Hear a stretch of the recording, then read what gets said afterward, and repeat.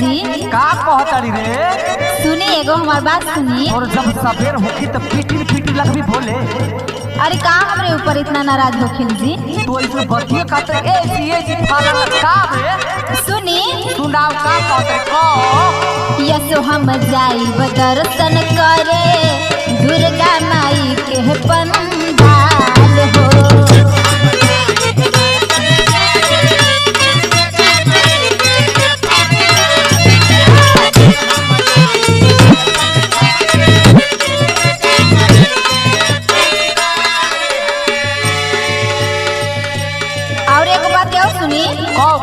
लोक झोक जदी करबाए सैया हो जाई मिजाज मोर खराब हो।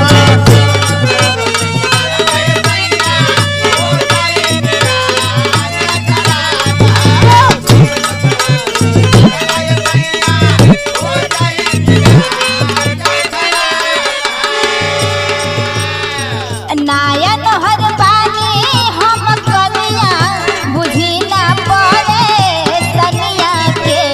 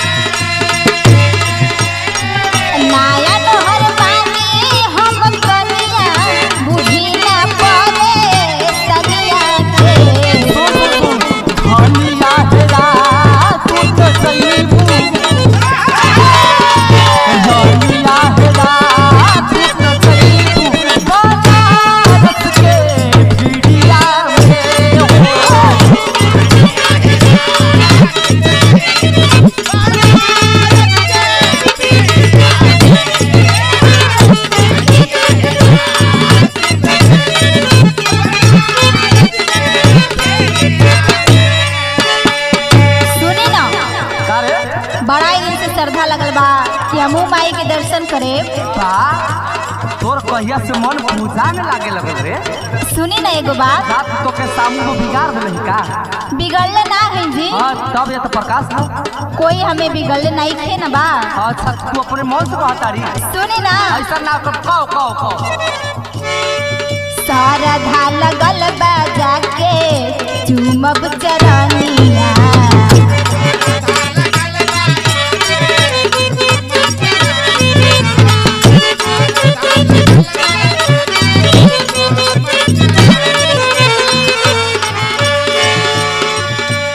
एगो बात कही कह हमारा बात मजबूर समझा लू।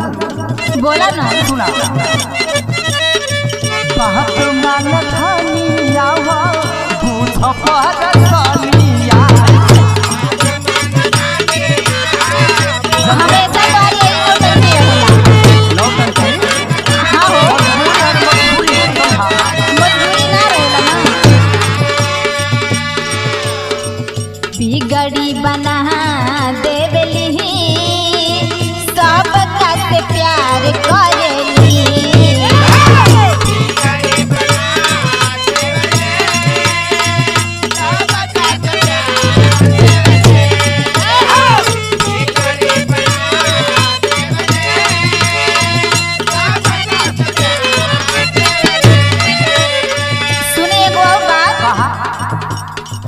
चल चल हम के घुमा दे रजा दे हमके भिड़िया में।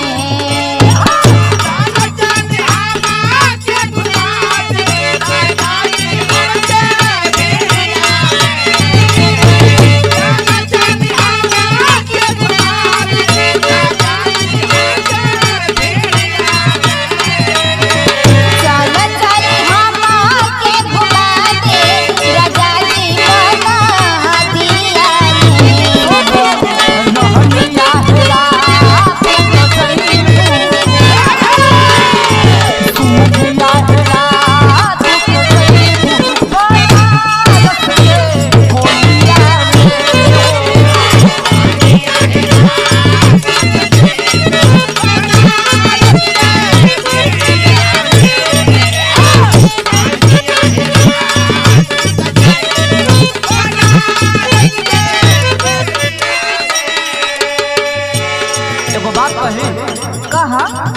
इतना मनाओ तेरी बात मान जा। ना जी ना माने, जिद ना कर जिद करके बैठे माने, असो तो मानब नहीं। मेहरारू बारू मेहरारू यस रह। अच्छा तो कैसे रहता है? मेहरारू के मतलब होखेला के मरद के बात माने सिखाओ ना। जल्लू अच्छा अच्छा देखा सामू को देखा? माने ली बात सामू को। बहाना मत बनावा ना। प्रकाश का बात प्रकाश को माने ली, मुन्ना का बात मुन्ना को माने। मतलब जितना हमारे टीम वाले बड़े सबकर मेहरारू अपने मर्द की बढ़िया से बात माने। का सोचे तू आके तोहार हमू मानी का? अरे मेहरारू करे पाए मेहरारू बड़ी हमारे रे। असो मानब नहीं न हो। मतलब तो के मेहरारू बाड़ी मर्द में तो के खियाल नहीं कि मर्द हमार का कथ हो। हर साल के तार यही नौटंकी रहेला। नौटंकी के बात सुन तोरा खातिर फायदा बात बोलो। पहाड़ू कचनार यही जीत जानी का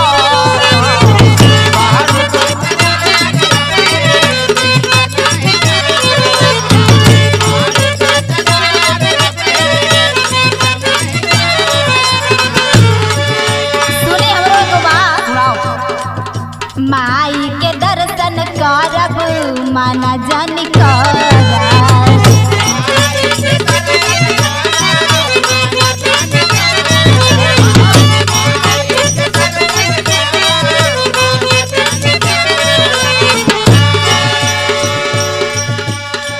कि संतोष घुमाई देहता सोहनी से प्यार करता।